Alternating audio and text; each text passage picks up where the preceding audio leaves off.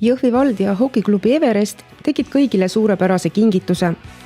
Organiseerisid hokimängu jääl nii täiskasvanutele kui lastele. See üritus toimus 4. märtsil Jõhvi Mihkli kiriku juures loodud liuväljakul.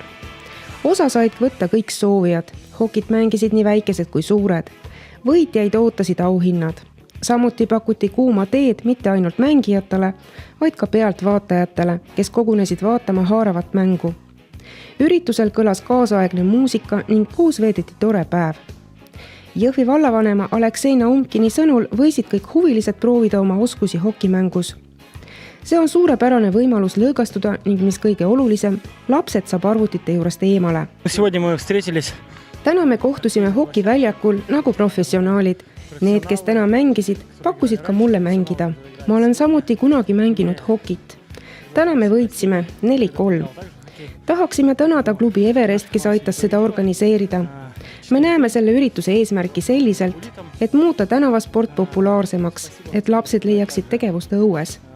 Need, kellel ei ole võimalusi käia spordisaalides. Õues on alati võimalus hingata värsket õhku. Mängida hokit, uisutada, olla tugev, tark ja tõeline kaitsja oma kodumaale. Väga aktiivselt elasid pealtvaatajad mängijatele kaasa. Saadeti õhusuudlusi.